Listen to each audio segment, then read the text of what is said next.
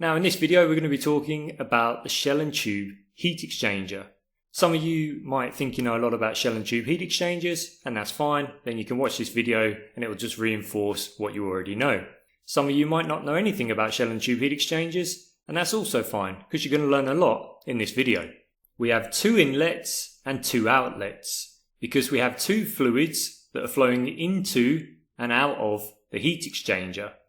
This heat exchanger is called a shell and tube heat exchanger because it has a shell and because within the shell there are some tubes. Let's take a cross section and we can now see exactly what's happening inside the heat exchanger.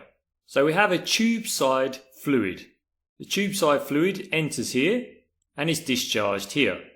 We have a shell side fluid which enters here and goes along here and is discharged here. In order to hold the tube bundle in the correct position, we're going to use baffles, tube sheets and also tie rods. Let's add the tube sheets first. These are our tube sheets.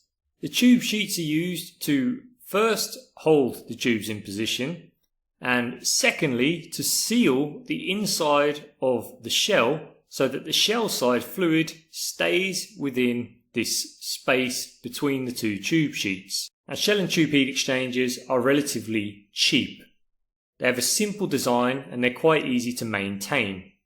They're also suitable for higher pressures and temperatures compared to plate heat exchangers. The pressure drop across a shell and tube heat exchanger is less than that of a plate heat exchanger. It's also easy to find and isolate leaks in the tubes compared to trying to find and isolate a leak in a plate heat exchanger.